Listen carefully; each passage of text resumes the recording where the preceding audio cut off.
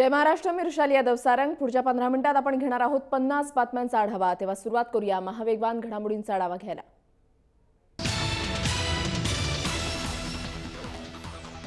नगरपालिका आणि नगराध्यक्ष पदांच्या निवडणुकीमध्ये जनतेचा कौल भाजपलाच मिळाला आहे। 147 नगरपालिका आणि 17 नगरपंचायतींच्या निवडणुकीमध्ये भाजपने सर्वाधिक जागा जिंकलेल्या आहेत। नगराध्यक्ष निवडीतही भाजपनेच बाजी मारली आहे। भाजपचे आतापर्यंत 40 नगराध्यक्ष निवडून आलेत। मोदींनी घेतलेल्या नोटाबंदीच्या निर्णयानंतर पहिल्यांदाच ही निवडणूक पार पडली, पण नोटाबंदीच्या निर्णयानंतरही जनतेने कौल भाजपलाच दिला आहे।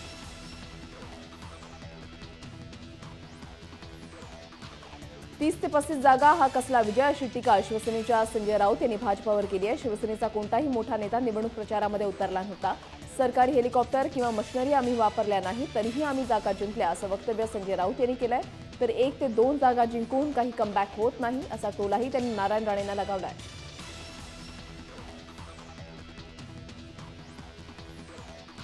सातारा नगरपालिकेमध्ये सातारा विकास आघाडीचे खासदार उदयनराजे भोसले यांची सत्ता आलेली आहे। या निवडणुकीमध्ये सातारा विकास आघाडीला 22 जागांवर विजय मिळाला आहे, तर आमदार शिवेंद्रराजे भोसले यांच्या नगर विकास आघाडीला 12 जागांवर विजय मिळवलेला आहे। भाजपला 6 जागांवर विजय मिळालेला आहे। सातारा नगरपालिकेमध्ये नगराध्यक्षपदी माधवी कदम यांची निवड झाली आहे।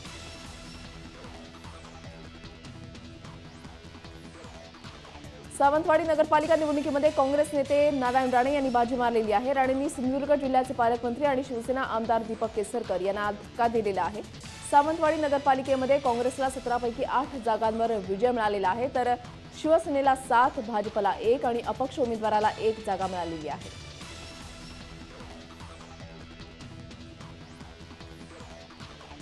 परळीमध्ये पंकजा मुंडे यांना मोठा धक्का बसलाय। परळी नगरपालिकेच्या 33 पैकी 27 जागांवर राष्ट्रवादी काँग्रेसने मोठी आघाडी घेतली आहे। याशिवाय नगराध्यक्षपदाच्या निवडणुकीतही राष्ट्रवादीचा उमेदवार आघाडीवर आहे, तर नगरपालिका निवडणुकीमध्ये धनंजय मुंडे यांनी या लढाईमध्ये बाजी मारलेली आहे।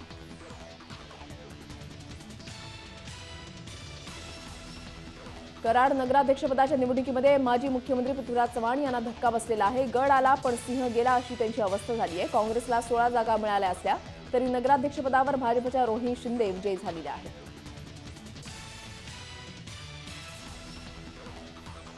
काका पुतण्याच्या लढाईमुळे चर्चेमध्ये आलेल्या रायगड जिल्ह्यामध्ये रोहा नगरपालिकेच्या निवडणुकीमध्ये सुनील तटकरे यांनी बाजी मारली आहे। इथल्या 17 पैकी 13 जागा राष्ट्रवादी काँग्रेसने जिंकलेल्या आहेत। शिवसेनेकडून नगराध्यक्षपदाच्या निवडणुकीमध्ये उतरलेले संदीप तटकरे पराभूत झालेले आहेत।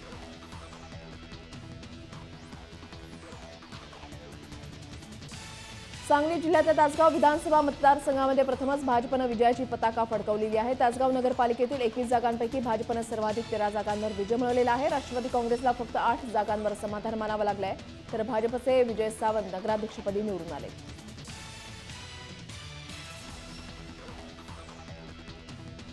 पाथर्डी नगर परिषद निवडणुकीमध्ये भाजपने बाजी मारली आहे। 17 पैकी 12 जागांवर भाजपला विजय मिळालेला आहे। डॉक्टर मृत्युंजय गर्जे यांची नगराध्यक्षपदी निवड झालेली आहे। काँग्रेसच्या उमेदवाराला धूळ चारत हा विजय मिळवलेला आहे। सर्वसामान्य जनतेने टाकलेला विश्वास सार्थ करणार असल्याचं गर्जे यांनी यावेळेला सांगितलं।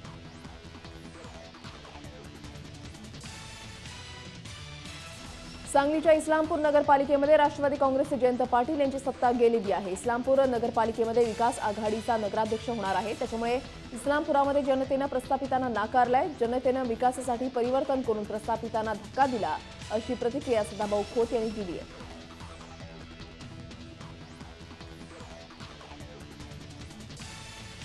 नाशिक जिल्ह्यामध्ये नगरपंचायत निवडणुकीमध्ये शिवसेनेला घवघवीत यश मिळालेलं आहे। छगन भुजबळ यांच्या अनुपस्थितीचा राष्ट्रवादी काँग्रेसला फटका बसलेला आहे। भुजबळांचा बालेकिल्ला असलेल्या नांदगावमध्ये शिवसेनेचे सर्वाधिक 11 उमेदवार निवडून आलेले आहेत।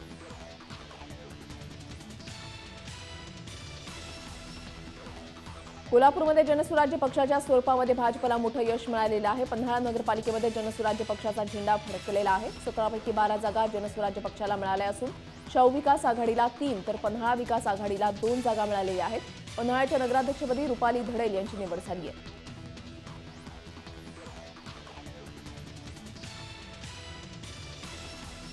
सोलापूरमधल्या कुर्डुवाडी नगरपालिकेचा निकाल हाती आला असून तिथे सेनेला आपली सत्ता राखण्यामध्ये यश आलेलं आहे। कुर्डुवाडीमध्ये एकूण 17 जागा आहेत। 16 पैकी 9 जागांवर शिवसेनेनं विजय मिळवला आहे, तर संजय मामा शिंदे यांच्या नेतृत्वाखालील स्वाभिमानी शेतकरी संघटनेनं 8 जागांवर विजय मिळवलेला आहे। नगराध्यक्षपदासाठी झालेल्या निवडणुकीमध्ये शिवसेनेचे समीर मुलाणी विजयी झालेले आहेत। धुळ्यात नगराध्यक्षपदी काँग्रेसच्या महिला उमेदवार जयश्रीबेन पटेल यांनी विजय मिळवलेला आहे। माजी आमदार अमरीशभाई पटेल यांच्या नेतृत्वाखाली काँग्रेसने शिरपूर वरवाडे नगरपालिकेवर पुन्हा एकदा वर्चस्व मिळवलेलं आहे। प्रतिष्ठेच्या मानल्या जाणाऱ्या या निवडणुकीमध्ये काँग्रेसने 21 जागा मिळवलेल्या आहेत, तर प्रतिस्पर्धी भाजपला 7 आणि 2 अपक्ष उमेदवारांचा विजय झाला।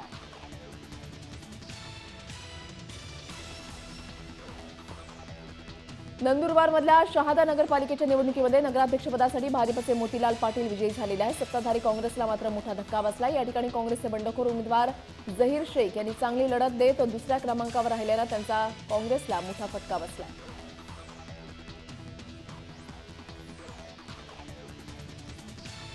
उरण नगरपालिकेवर भाजपने एक हाती सत्ता मिळवलेली आहे। नगराध्यक्षपदी सायली म्हात्रे यांनी सेनेच्या अर्चना शिंदे यांचा 1427 मतांनी पराभव केला, तर 18 पैकी 13 जागी भाजपचे नगरसेवक निवडून आलेत। निकालानंतर भाजपच्या कार्यकर्त्यांनी एकच जल्लोष केलाय।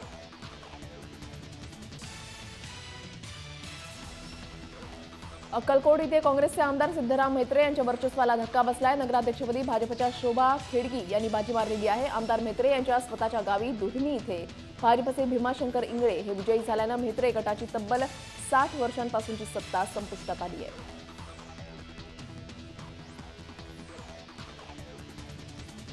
एरवी मुंबईतल्या विकास कामांवरून श्रेयवादासाठी लढणारे सेना भाजपा आता एकत्र आलेले आहेत। मुंबईतल्या विकास कामांच्या उद्घाटनासाठी मुख्यमंत्री फडणवीस आणि शिवसेना पक्षप्रमुख उद्धव ठाकरे एकत्र दिसले, त्यामुळे येणाऱ्या मुंबई महापालिका निवडणुकीमध्ये शिवसेना भाजपची युती होणार का याकडे सर्वांचंच लक्ष लागलंय।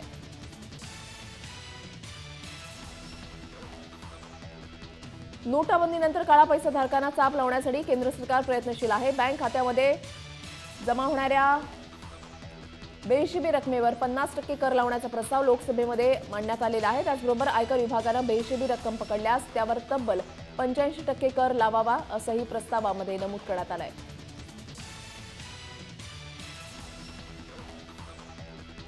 मुख्यमंत्री देवेंद्र फडणवीस यांनी 3 महिन्यामध्ये रोकडरहित महाराष्ट्राचा नारा दिलेला आहे। राज्य सरकारचा या संदर्भातील कृती आराखडा तयार असल्याचं सांगत राज्य सरकारच्या आपले सरकार केंद्रावर डिजिटल बँकिंग सुविधा उपलब्ध करून देण्याचा निर्णय झाल्याचं मुख्यमंत्र्यांनी जाहीर केलेला आहे। तर रब्बी हंगामासाठी शेतकऱ्यांना 13,400 कोटींच्या कर्जाचं वितरण करणार असल्याचंही त्यांनी यावेळेला सांगितलंय।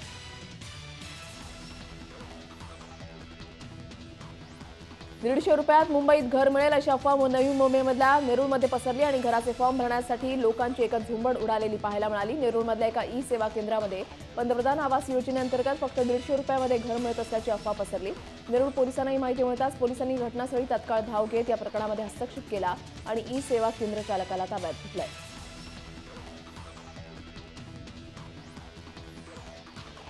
ज्येष्ठ साहित्यिक आनंद यादव यांचं निधन झालंय। गेले काही दिवस आजारी होती, घरीच त्यांच्यावर उपचार सुरू होते। रविवारी रात्री पुण्यातल्या धनकवडी परिसरामधल्या राहत्या घरी त्यांनी अखेरचा श्वास घेतला।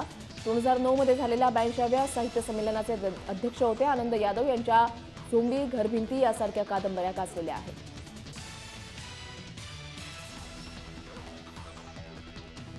नागपूरच्या क्लाउड 7 बार मारहाण प्रकरणामध्ये आठवडाभरानंतर आमदार पुत्र रोहित आणि अभिलाष खोपडे पोलिसांना शरण आलेले आहेत। रविवारी रात्री उशिरा खोपडे बंधूंनी आपल्या 3 साथीदारांसह अंबाझरी पोलिसांपुढे आत्मसमर्पण केलं। 2 दिवसांपूर्वी पोलिसांनी आमदार कृष्णा खोपडे यांच्या घरी जाऊन रोहितचा शोध घेतला होता। त्यानंतर 24 तासातच आमदार खोपडे आपल्या दोन्ही मुलांसह अंबाझरी पोलीस ठाण्यामध्ये पोहोचले।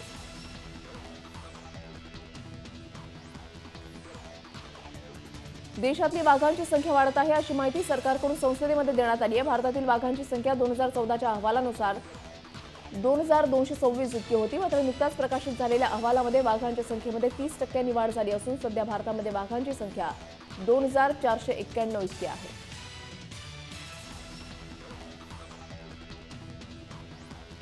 कर्ज स्वस्त होण्याचा मार्ग मोकळा झालाय। नोटाबंदीनंतर बँकांकडे मोठ्या प्रमाणात जुन्या 500 आणि 1000 रुपयाच्या नोटा जमा होत आहेत। प्रत्येक बँक शाखेमध्ये क्षमतेच्या सरासरी 10 पट अधिक नोटा जमा होत आहेत। आरबीआयनं जिल्हा स्तरावर चेस्ट गॅरंटी योजना लागू करण्याचा निर्णय घेतल्याचं रविवारी आपल्या संकेतस्थळावर जाहीर केलं। त्यामुळे बँकांचा गुंतवणुकीचा मार्ग मोकळा होणार आहे।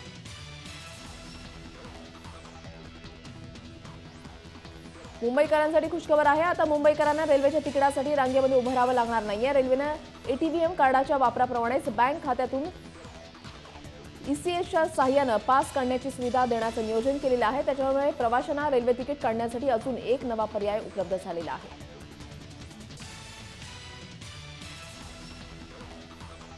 रेल्वेतर्फे लोकल मार्गावर गेल्या 10 वर्षांमध्ये अपघातामध्ये प्रथमच घट झाल्याची आकडेवारी हायकोर्टामध्ये नुकतीच सादर करण्यात आली आहे। 2015-16 मध्ये रूळ ओलांडण्याची संबंधित अपघातांमध्ये 10% घट झालेली आहे।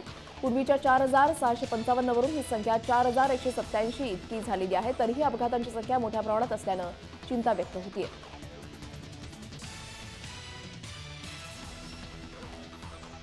रेल्वे आणि आयआरसीटीसीनं प्रवासासाठी आरक्षण आणि आरक्षण रद्द करण्यासाठीच्या संबंधित अर्जामध्ये स्त्री पुरुष अशा रकान्यांसोबतच तृतीय लिंगी असाही रकाना उपलब्ध केलाय। दिल्लीतील वकिलांना अशा रकान्यांसाठी पाठपुरावा केल्यानंतर हा निर्णय घेण्यात आलाय। त्यामुळे आता ऑनलाईन आणि ऑफलाईन फॉर्मवर तृतीय लिंगी असा पर्याय उपलब्ध करून देण्यात आलेला आहे।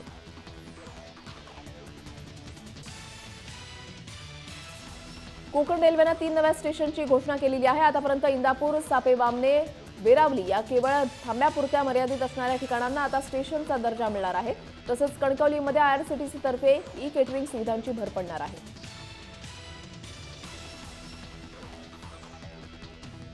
फेसबुकनं आता भारतामध्ये एक्सप्रेस वायफाय मॉडेलची चाचणी सुरू केलेली आहे। ग्रामीण भागामधील वापरकर्त्यांना चांगली इंटरनेट सेवा देण्याचा उद्देश त्यात आहे। एक्सप्रेस वायफायमुळे स्थानिक उद्योजक लोकांना चांगली इंटरनेट सेवा देऊ शकतील असं फेसबुकचं म्हणणं आहे। फेसबुकच्या इंटरनेट पेजवर भारतामध्ये एक्सप्रेस वायफाय सेवेची चाचणी सुरू केल्याचं म्हटलंय।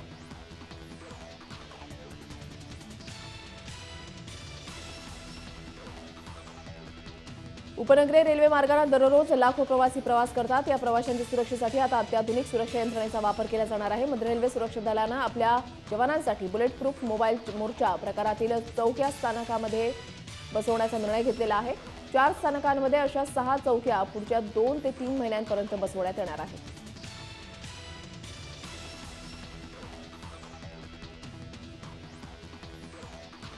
7वी ते 10वी पर्यंतच्या अभ्यासक्रमामध्ये बदल करण्याचा निर्णय शिक्षण विभागाने घेतलेला आहे। या अभ्यासक्रमाचा मसुदा तयार करण्यात आला असून त्यावर शासनानं नागरिक तसंच शिक्षण तज्ज्ञांकडून 30 नोव्हेंबरपर्यंत सूचना मागवलेल्या आहेत।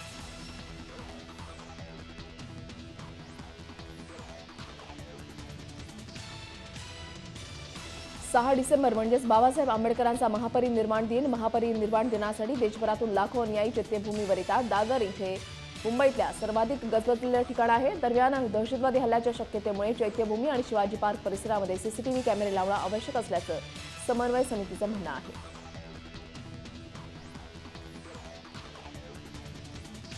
पालिका रुग्णालयांमध्ये रुग्णांच्या उपचारासाठी ईसीजी यंत्रांची कमतरता भासू लागलेली आहे। त्यामुळे पालिका प्रशासनानं पालिका रुग्णालयांसाठी 50 ईसीजी यंत्र खरेदी करण्याचा निर्णय घेतलेला आहे। ही यंत्र पालिका रुग्णालयांमध्ये लवकरच दाखल होणार असून त्यामुळे रुग्णांना दिलासा मिळणार आहे।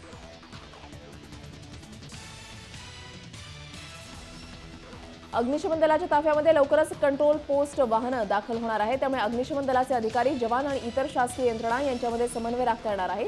या प्रस्तावाला स्थायी समितीनेही मंजुरी दिलेली आहे। अग्निशमन दलामध्ये ही वाहनं दाखल झाल्यानंतर आपत्कालीन समयी दुर्घटनाग्रस्तांना जलद गतीने मदत करणं सहज शक्य होणार आहे।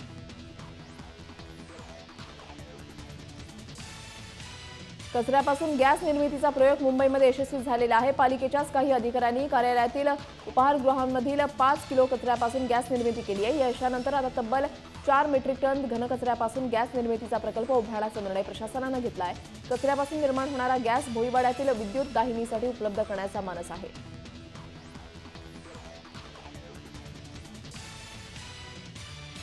बेस्टच्या ग्राहकांना चांगल्या दर्जाच्या आणि तत्पर सेवा देण्यासाठी बेस्टनं आता पाऊल उचललेलं आहे। बेस्ट आता डिजिटाइज होणार आहे। बस देखभाल, परिवहन विभाग, कर्मचाऱ्यांच्या रजा पद्धती, प्रकल्पांची देखभाल, नवीन वीज मीटरची मागणी आदी कामकाजाचे डिजिटायझेशन केलं जाणार आहे आणि त्यातील बहुतांश सुविधा मोबाईल ॲपवर मिळणार आहेत।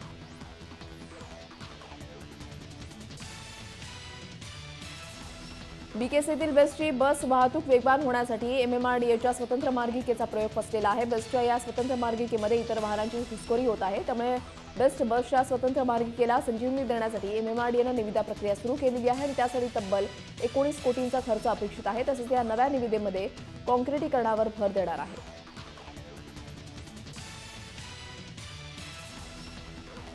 एसटी महामंडळाला नोट कल्लोळाचा फटका बसत आहे। मात्र दुसरीकडे टोल माफीमुळे एसटीला थोडाफार दिलासाही मिळालेला आहे। दरवर्षी एसटी महामंडळ 130 कोटी रुपये टोल भरतं। मात्र टोल माफीमुळे एसटी महामंडळाची 6 कोटींपेक्षा जास्त बचत झालेली आहे।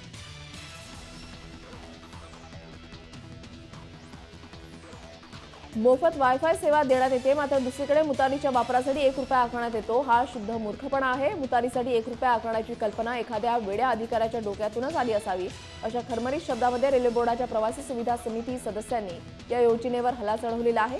ही योजना रद्द करण्याची शिफारस रेल्वे बोर्डाला केली जाईल, असंही त्यांनी स्पष्ट केलं आहे.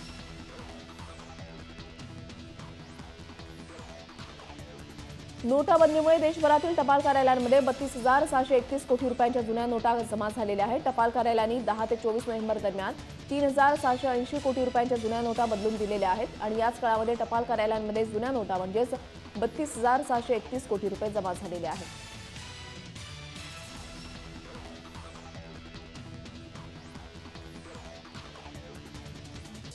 केंद्र सरकारच्या नोटाबंदीच्या निर्णयामुळे सर्वच चलन तुटवडा निर्माण झाला असून त्याचा सर्वच बाजारांना जोरदार फटका बसलेला आहे. नवी मुंबईमधल्या कृषी उत्पन्न बाजार समितीलाही याचा मोठा फटका बसला असून बाजारातील 50% माल कमी झालेला आहे, तर विक्री अभावी व्यापाऱ्यांना माल फेकूनही द्यावा लागत आहे. मात्र या निर्णयाच्या परिणामांबाबत व्यापारी आशावादी आहेत.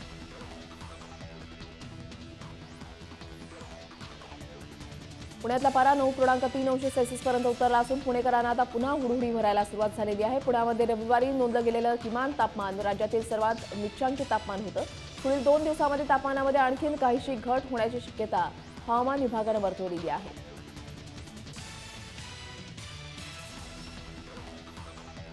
पंजाबच्या पटियाला जिल्ह्यामधील नाभा कारागृहातून पलायन केलेला कैदी हरविंदर सिंह मिंटूला दिल्ली पोलिसांनी अटक केलेली आहे. मात्र त्याचे 5 साथीदार अद्यापही फरार आहेत आणि यावेळेला दिल्लीमधून आरोपी परमिंदर सिंगला शस्त्रसाठ्यासह ताब्यात घेण्यात आलेला आहे. हरविंदर सिंह मिंटू हा खलिस्तान लिबरेशन फोर्स या दहशतवादी संघटनेचा प्रमुख आहे.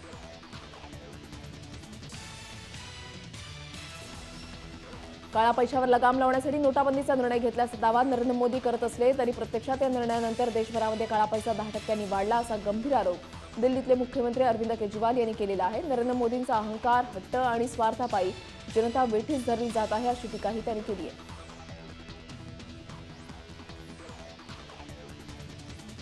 भारत पाकिस्तान यांच्यामधला तणाव वाढलेला असतानाच आता पाकिस्तानने भारतातून येणारा कापूस आणि कृषी मालाची आयात बंद केली आहे. वाघा सीमेवरून आणि कराची बंदरामार्गे कापूस आणि कृषी माल पाकिस्तानामध्ये येत होता. आता या आयातीचे परवाने थांबवण्यात आलेले आहेत. द डॉन या वृत्तपत्राने ही माहिती दिली आहे.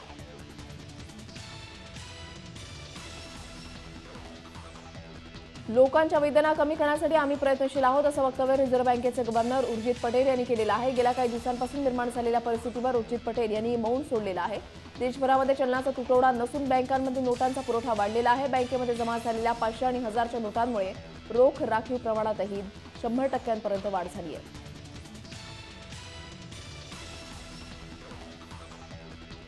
गुगलने यावर्षी अनेक नव्या सेवा सुरू केलेल्या आहेत. मात्र कंपनीने आपल्या अनेक जुन्या सेवा देखील बंद केलेल्या आहेत. यामध्ये अनेकांच्या वापरातल्या सेवांचा समावेश आहे. गुगलने यावर्षी Google Compare, Google Hangouts, Google Nexus, Google Picasa या महत्त्वाच्या सेवा बंद केलेल्या आहेत. यापुढे गुगल फोटोजमध्ये छायाचित्रांसाठी एक नवी सेवा सुरू करण्यात येणार असल्याचं गुगलकडून सांगण्यात आलेलं आहे.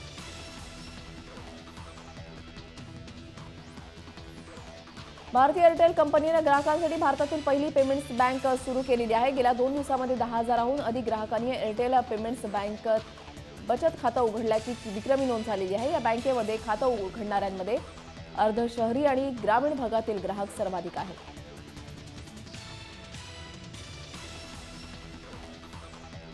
OnePlus या प्रसिद्ध चीनी कंपनीचा नवीन स्मार्टफोन भारतीय स्मार्टफोन प्रेमींसाठी दाखल होणार आहे. येत्या 2 डिसेंबरला OnePlus 3T स्मार्टफोन भारतामध्ये लॉन्च केला जाईल अशी माहिती OnePlus कंपनीचे जनरल मॅनेजर विकास अग्रवाल यांनी ट्विटरवरून एका व्हिडिओच्या माध्यमातून दिली आहे.